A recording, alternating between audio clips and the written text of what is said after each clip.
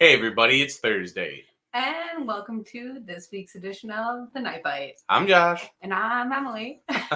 And thanks for being here with us tonight. Yeah. So if Emily seems a little flustered, we just bought a house. Well, we're hoping. We don't even know. No, we tried. We're in trying. process. But if anybody else is out there and understands this house buying situation, it's crazy. So keep your fingers crossed and we will do it. But with that, we have a lot of great fishing, and that is getting us excited too. And we were out last weekend, and one of the things that I love about this is we were able to target panfish, but we also had a great multi-species day as well. Mm-hmm. Yeah, we Saturday we were fishing. It was warm out. The fish were, I think, they were just up in the shallows, loving life. You know, we caught all kinds of bluegills and crappies, and then Sunday we went down to the Wolf River. You know, fished from just south of Fremont all the way up to Gill's Landing, if you know where that is. Fished that entire stretch, and yeah, found some smallmouth, found some perch, found some pike, some bluegills, crappies, all you name it. They were all eating our panfish stuff. Still looking for the white bass. Yeah, that is one thing that we did try. And how'd we do? Honestly, I think the thing that we did well is understanding that it's a learning process. Yeah. So that's code for it was not great as far as white bass fishing. We didn't catch any. But, you know, we have heard a lot of things. And so, you know, you try a little bit different each time or whatever. And I think that we're starting to put some of those puzzle pieces together. And you know, obviously when there's so much going on, the run is going on, there's other people to observe. And so you're obviously fishing your own spot and you obviously want to be a respectful distance away from other people, but it's always nice to be able to keep your eye on what else is going on in that rest of the river system.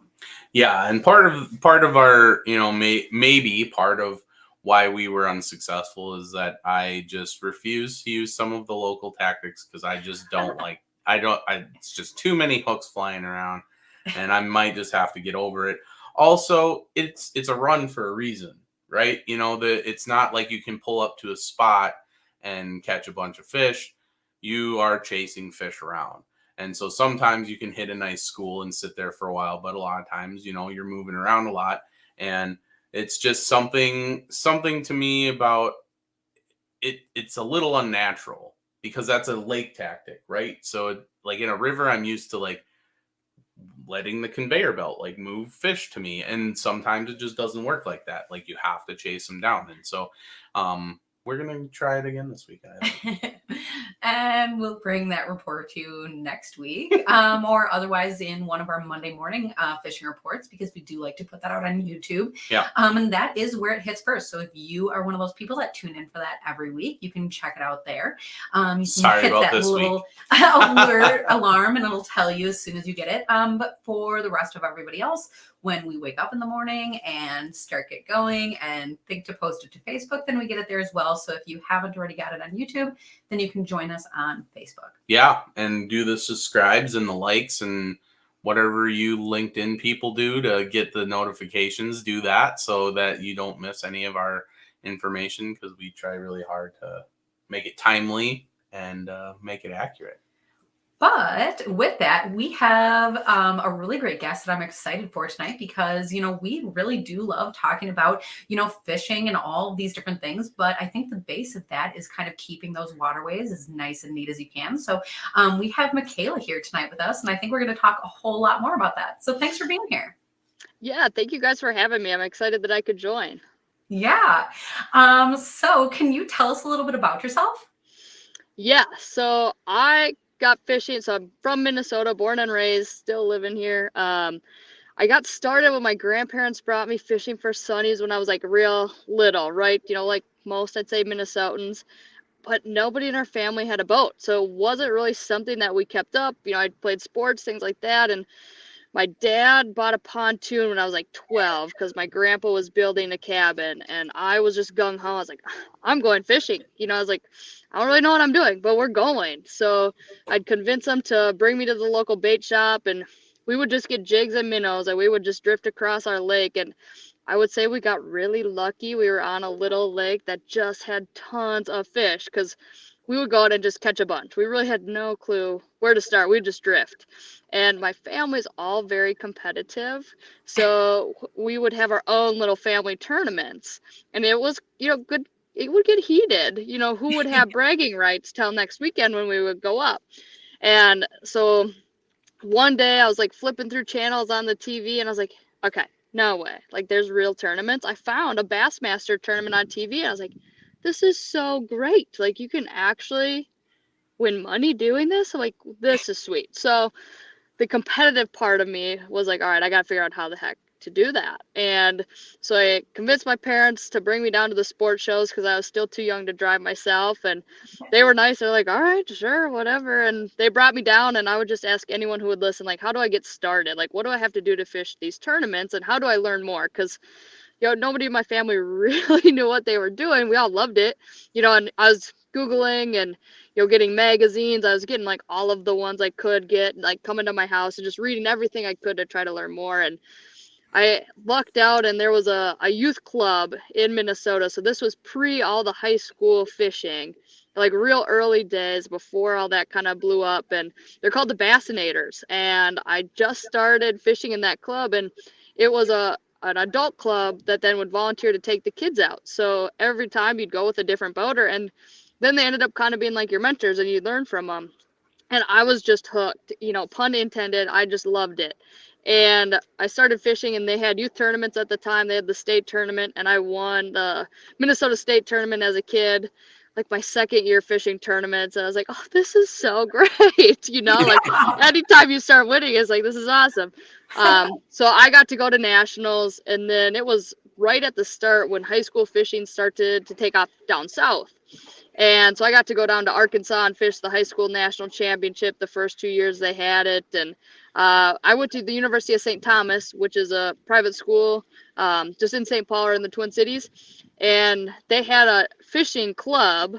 And so when I got there, I was like, well, I'm going to make this in so I could go fish college tournaments. And so we, got associated with Bass and FLW, and I went and fished all those. And I just loved it. And, one of the things that I noticed as I started fishing more and more and, driving across Minnesota, especially in tournaments in Wisconsin and Michigan, is I really hated having to crawl under my boat to get the weeds off. Like I wanted to spend all my time on the lake. And if I knew I had to be leaving, I was probably running late because I was trying to get one or two more casts in. And I didn't want to have to spend a lot of time getting all the weeds off. But, like you said, it's important. We need to take the weeds off to really make sure that our natural resources are there for, generations to come. And so one day I got off the lake and you couldn't even see the trailer beams. Like there were so many weeds. And it was one of those like pre-fishing days that wasn't very good. I'd like to admit I don't, think I don't have them, but I did. It was windy, it was cold, the fish weren't biting. And the last thing I wanted to do was spend an hour trying to get the weeds off my boat. And so I wound up having to crawl under my boat. I've got a big 21-foot bass boat and I'm crawling under there. And by the time I was done, I had a bunch of weeds on me and I was wet and dirty. And I was like, this is not what's supposed to happen. So on the drive home, I had like a 30-minute drive home and I was like, all right, there's got to be a better way. Like I've got to solve this problem. And so I got home and I had some ideas in my head and I started Googling just to see, well, did anybody else try this or am I the first one, and I didn't find anything, so I had tried those like grabbers, like for things that are up high that you can't reach. And those didn't really ever work for me because I'm short. I have short arms. So I still wound up having to crawl underneath there because they just weren't big enough.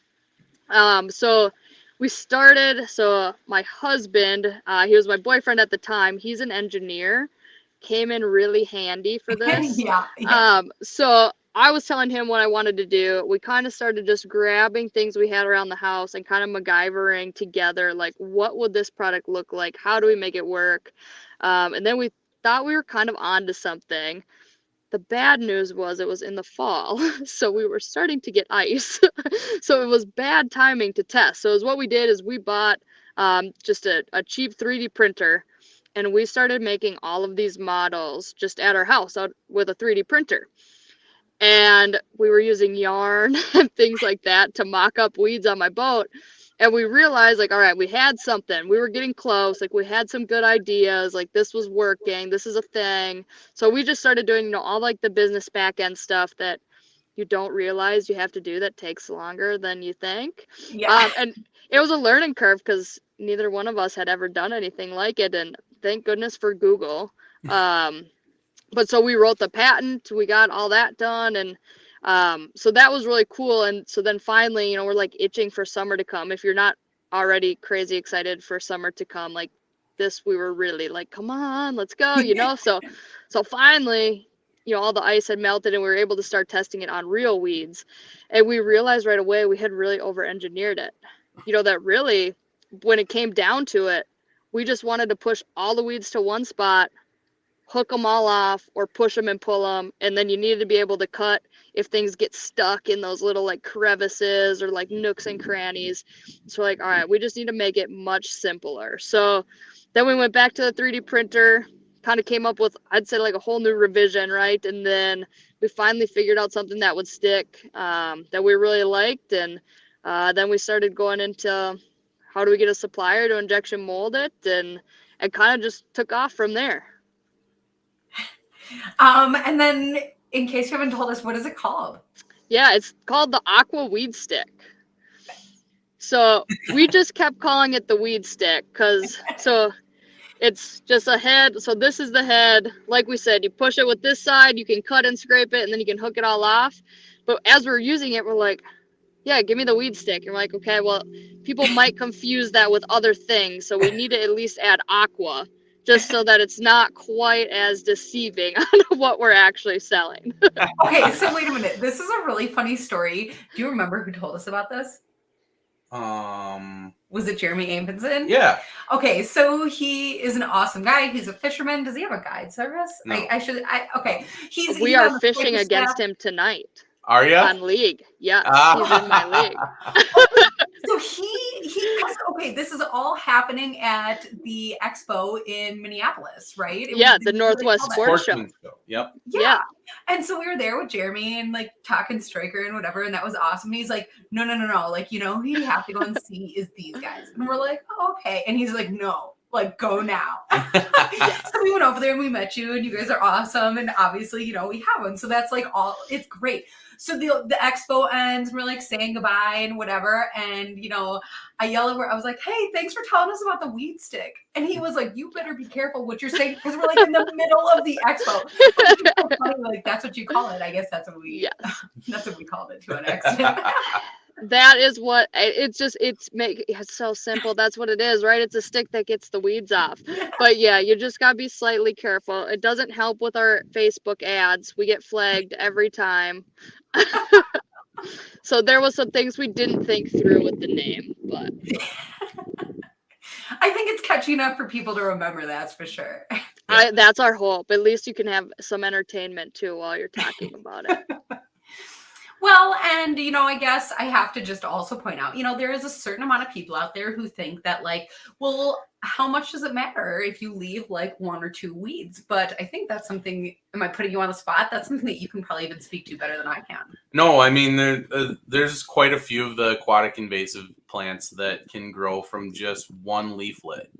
And so you can, you have to be thorough about going through your boats, or else you can end up with big problems. And I know, I have a bunch of little lakes at my work that most of them are carrying only. Some have some pontoons on them that people that live on the lakes, I'm talking like 20-acre lakes, like 15-acre lakes, like little potholes, and they can drive down their lawn and launch their pontoon.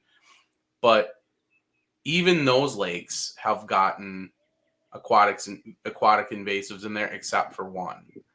And so it's we work really hard at trying to educate people about how severe this can become, because native plants, they all compete with each other, but they live with each other too. So they've been doing that for a long time in this ecosystem. And the European versions of their plants, like in their ecosystem, they have that same relationship with other plants there. Here, they don't have that relationship. So they might, like, they might start growing early, or they might not die back in the winter, or they, you know, they have a really long holding time where, you know, if there's a high water year and all the other weeds die off and their seeds don't stay viable, you know, the water comes down and then the only seeds that are viable are the invasive ones, and then they sprout and they really explode. And so there's all kinds of different challenges that we face, and having tools like this really make it a lot easier to like cut back on that, because even though, you know, you might be going from lake to lake that already has it, you don't need to be going from lake to lake making it worse, right? Yep. Yeah, and that was, you know, the big thing that, you know, we saw, and that, you know, when we talked to different customers on is, you know, so I have the ability, right, to crawl under my boat and get the weeds off. I just didn't want to. But there's a lot of people who that's not even an option, you know, and you don't want to take away from their experience, right, of being able to go out and take their boat out, whether it's fishing or just recreation. You know, you still want them to have that opportunity. And that's, you know, that was kind of our big thing. And, you know, and even why we started to come out with the stations now is so that like a county or a lake association, they can help just provide that for the boaters, like right at the ramp. So just kind of making sure that everybody's got access to the tools too. Yeah, and what Michaela's talking about, I think I can pull it up here. So they have stations available that can be put at a landing. So Oh yeah, we you saw know, these you in have person. like Yeah. a lot of the landings have, you know, a light pole right at the base at the bottom of the dock. So you got a station for that. It looks like, you know, you Yep. have a standalone station with a single reel. You could put 2 reels on it, and it just like pulls out like the air hose at the gas station and reels back up, and that way you can get the weeds off of there. One really cool thing that besides invasives that I really think is cool about this product is that the duckweed. Like I have carpeted Yes. bunks on the trailers, and so the way that you guys design this is that the flat edge right here, you can scrape all Yeah. that duckweed off, and it's not invasive, but it just is a pain in the butt to try and get off, especially when it dries to your boat. So Yeah, that's a that's really gross. cool thing. Yeah, we've got the duckweed, and I just call it the green slime. That's not the technical Hmm. term, but I mean, it's one of those where unless you have like a power washer, it was almost impossible to get off at the landing. And that's why you know, we kind of mimicked, right, like an ice scraper type head to make sure you could just scrape it off. And my boat was the test subject to make sure that it wouldn't scratch, which my boat's kind of like my baby. It's like I don't let anyone else drive it. Like I'm that extreme. So I was like, oh gosh, like this is scary, right? But no, we made sure that we got material that essentially was hard enough where you could cut or scrape, but it's not going to be so hard that or sharp of an edge that it would scratch your gel coat on your fiberglass boat. That's awesome. That is awesome, because I was thinking just about the bunks and stuff. I wasn't even thinking about the boat. That's crazy.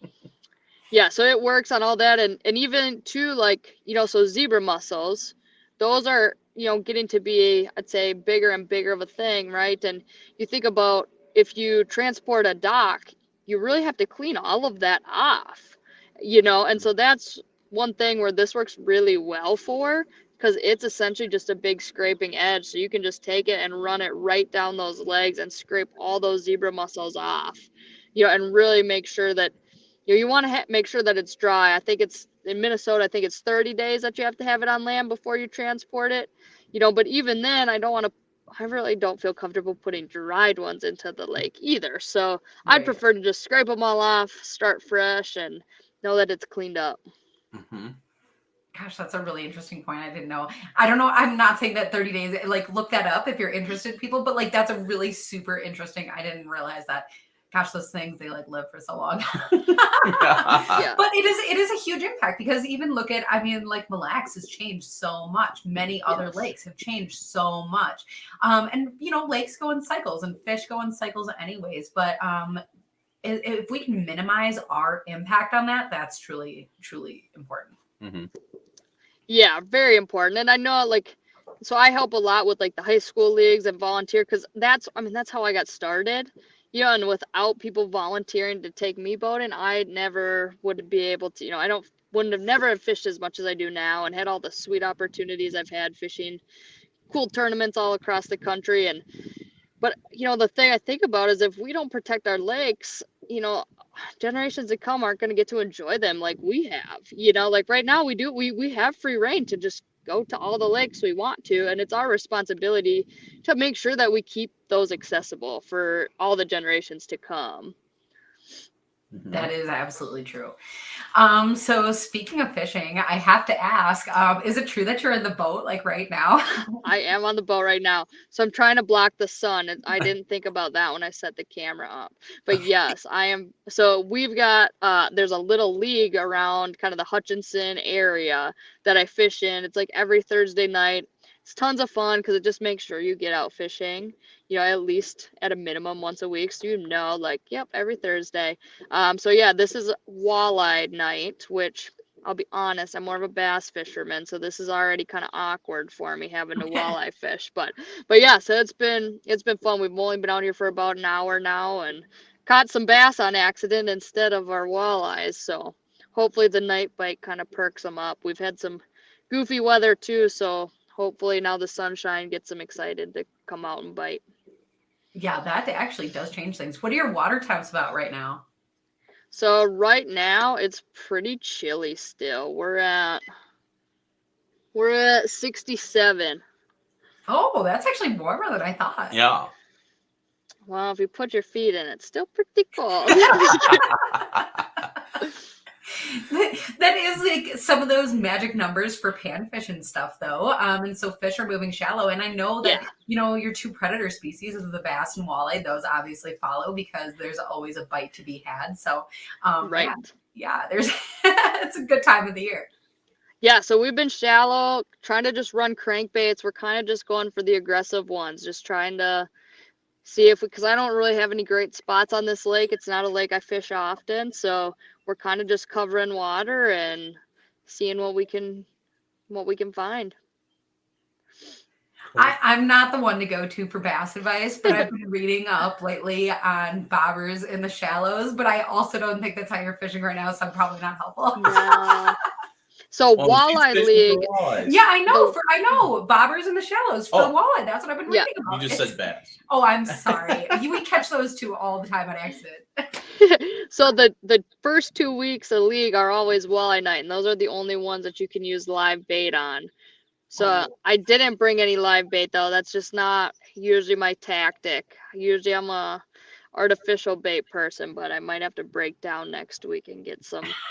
67 degrees, you might be able to even get away with like a suspending jerk bait up shallow. Yeah, I might have to try that after this. We are not professional walleye fishermen by any means. We are very blessed to live in an area where it's very easy to go catch some very nice walleye in the springtime when everybody else's walleye season is not open yet. Yeah. So we get our nice pictures in every year. We get some to have some fun with that, but we kind of hang it up. But this is the time of year, especially when the water gets to be above 65, into that 65, 70 range. The weed lines are setting up. We pull quite a few walleyes pan fishing. So you wouldn't, and during middle of the day, like you wouldn't even suspect it. And so, that's one of those things that you don't necessarily have to always have a giant bait to go catch those walleyes. I think they're more shallow than people give them credit for in the spring. Yeah, I would agree. I know, and I feel like it's my bias for just being a bass fisherman, not really a walleye fisherman, but I always feel like I need to be deep if I'm walleye fishing. Yeah. Which I know is not true because I'll accidentally catch walleyes bass fishing. Right. But I'm shallow. So I know it's not true, but for whatever reason in my head, I'm like, I'm walleye fishing. I got to be deep. So you should just switch it up. Just start bass fishing and then you'll just get them on accident. I think so. Just start throwing like a spinnerbait or something like that and boom, then I'll catch one. So are you out doing the league by yourself or is it a Partner tournament. It's a partner deal. So I've got one of my best friends out with me tonight. Nice. That's Yeah. awesome. Yeah, that is awesome. I do have to say, like, I feel like I should also let you get some fish again tonight. No problem. Is there any other questions or things you want to know about the weed stick or even just high school fishing or anything like that? Well, to be honest, it has been early spring that this is still inside with me. So after I use it, I imagine I might have a question or two. But I saw it I was going to say at the store, at the expo, and it was super user friendly. But as far as high school fishing, I mean, that is really interesting because I honestly don't have very much experience about that. So, I mean, as far as people interested in that high school fishing, if they don't have a team, or I guess if they do you have advice on that?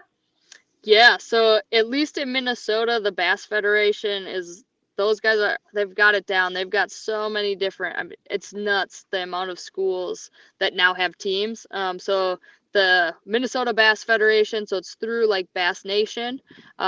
Those would be the guys to talk to. And I know Wisconsin's got a Bass Nation team as well. So I'd talk to the Bass Federation guys because those are typically the guys who help them. They have a youth program with it. And then they can help you get that started. But that's really the big one. And in Minnesota, especially, we've got so many teams that they've actually had to split up the sections and keep making more sections because there's so many. So it's been really cool just to see how big it's grown. So last year, the state tournament had like 200 boats in it.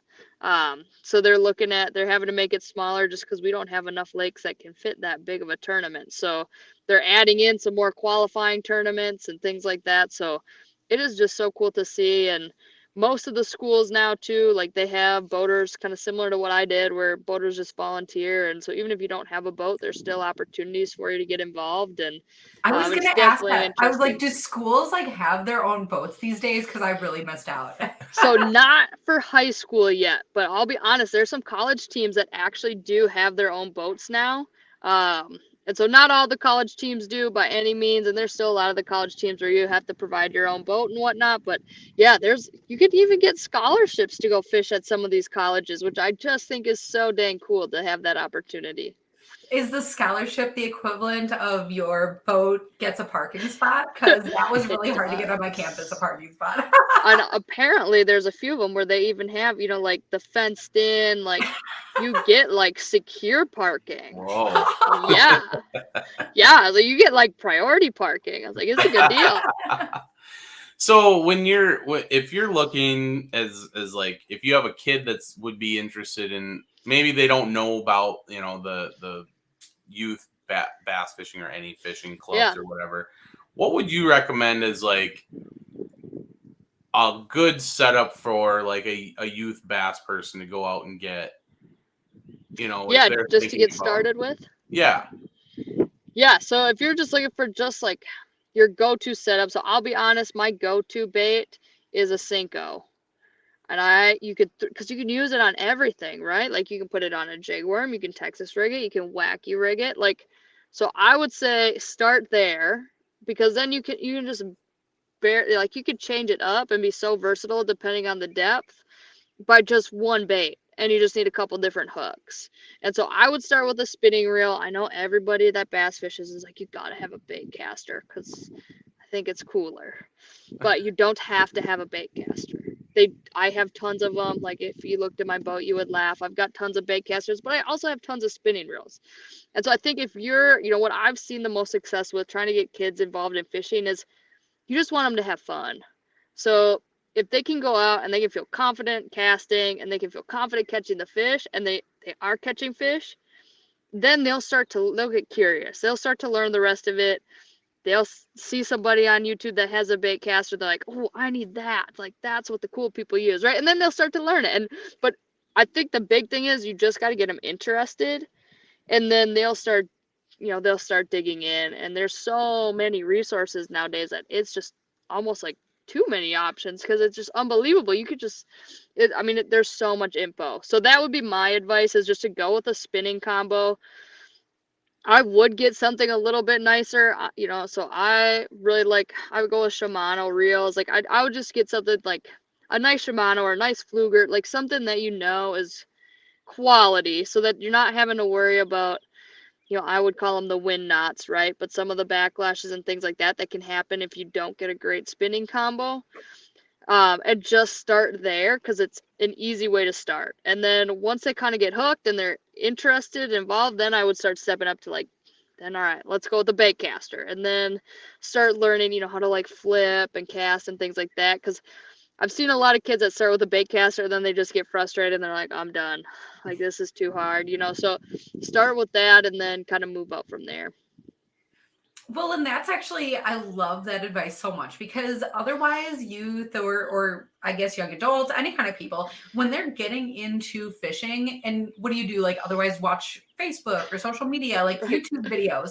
And, you look that up, and everybody is always trying to like get information out about like the newest thing, or, everything these days is a game changer. So, like, yes. I mean, and that's cool. Like, maybe it is. Maybe that changed how you do things like a lot. And so to get that information out and why is really great. Right.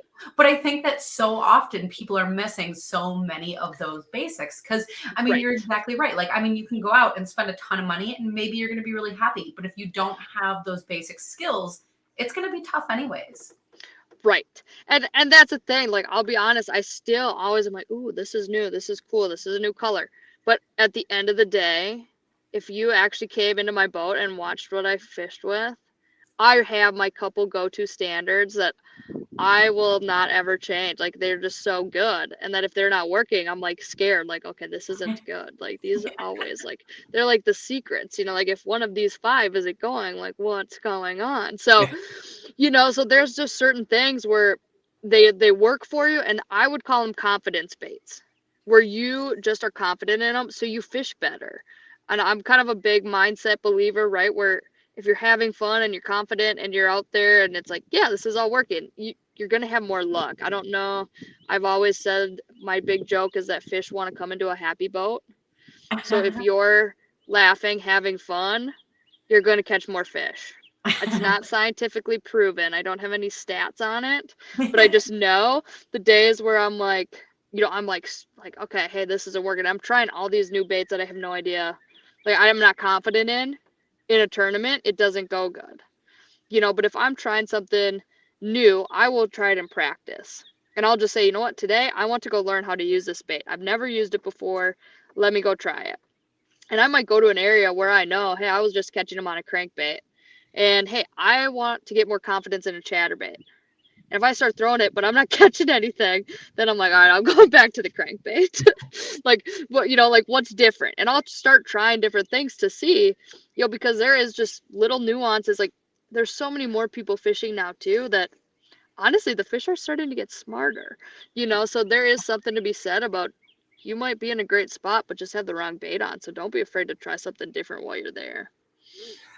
Well, and that's, you made a couple good points, and the first one I'm going to touch on is fish coming into a happy boat. I like that. I think that might just be a new sign for my rod shop, because the thing about it is that I have a very short patience span with my boat.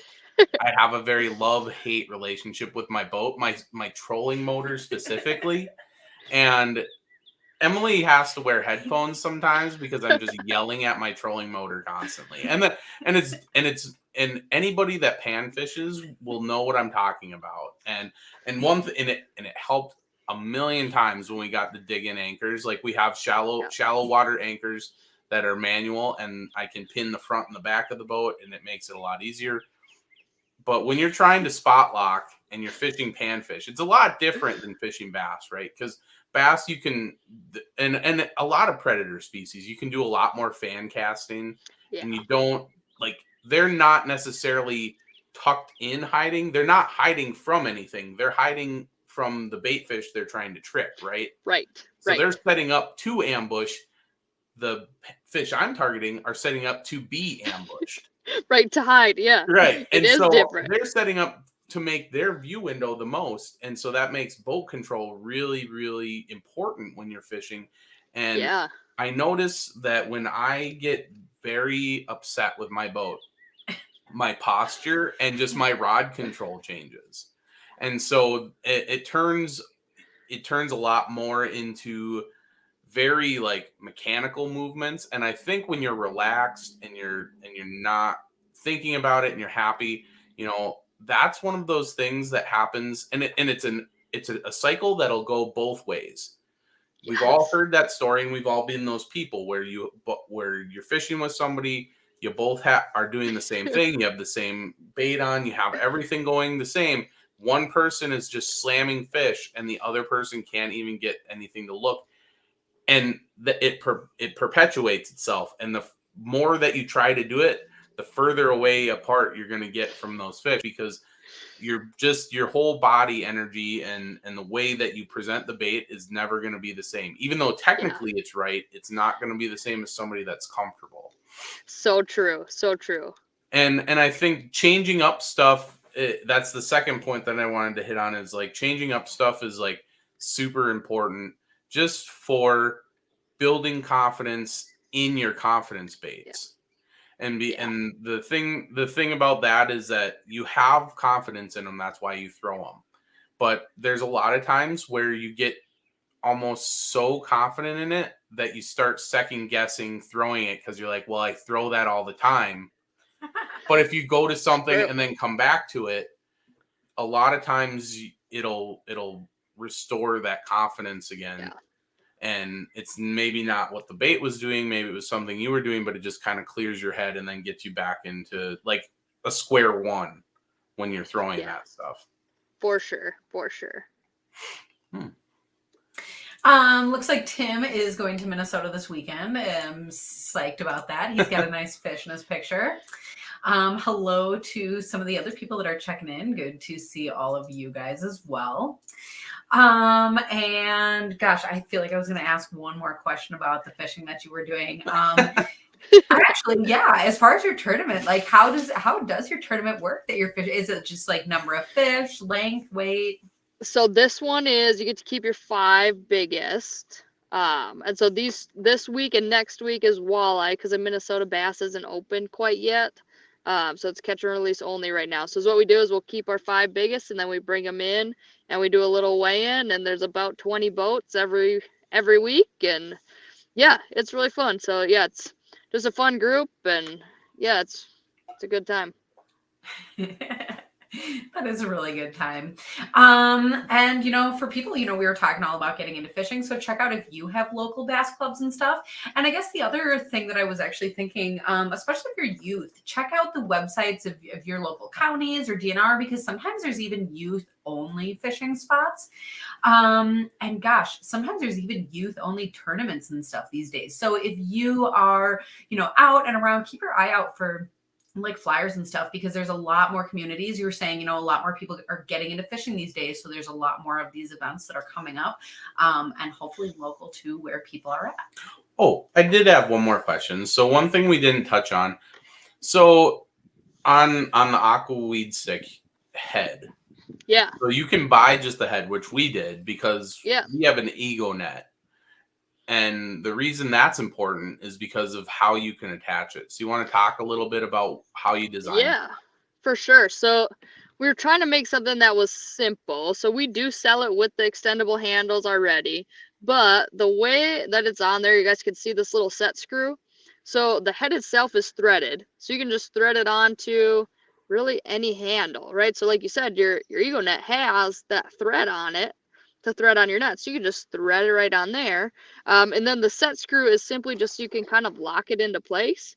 You still think about, you're sweeping or something like that, and all of a sudden the broom head starts to twist off. Nobody likes that. And we didn't want you guys to be like grabbing a big clump of weeds and then all of a sudden it twists on you. So that set screw is really just to lock it into place, just to make sure that, say you have maybe not the exact threads that we used, you're going to be able to tighten it down enough where it's not going to twist on you. So it's kind of a universal with that, with most of like the painter's poles or like a broom handle, or like you said, you have the extendable hook. All those things would work. Exactly. Yep. Awesome. Yeah, cool. Anything with a threaded head works for it. So. Well, and anybody with any questions, because we've talked all about the stations and all of those things. So if people have like local waterways that they want to connect with you or anything like that, how do they go about that? Yeah, so for any of the weed stick stuff, so aquaweedstick.com is our website. So that's got all of our pricing, and everything you see for pricing, that is what it is. We're not gonna add pricing, especially for the stations. There's no utility cost or electric or anything, install cost, nothing like that. All the pricing is up to date on there. And then you can always find us on Facebook or Instagram. Send me a message.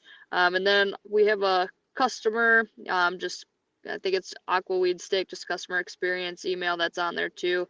And then through our website, you can just send us a note there as well. So, and then you can always reach out to me personally on Instagram or on Facebook, Michaela Kofed. So when I got married, my last name got even harder. So both the first and last name is tough. I realize it. So. And then, I guess maybe this is too early to ask this, but do you have expos that you're planning to go to next year if people want to come and see you in person? Yeah, so I'm sure we will go to the Northwest Sports Show again. We're looking at potentially going to the boat show. We'll see depending on the spot we can get into. And one of the kind of fun, exciting things we're trying to do this year here is to get into actually some retail stores. So if you follow us on Instagram and Facebook, we'll keep you updated on what stores that we're getting into. And make sure that you go and tag your favorite stores so that they know about it and know that you guys want them to be there as well. Because that would be great. An awesome thing. Yeah. To go into your stores and be able to see that and pick one up there. Yeah, that would be awesome. Thank you. Bar. If there's a bar that's near your boat launch, that's like a super Wisconsin thing, maybe. Yes. Talk to them and they should sell it. There you go.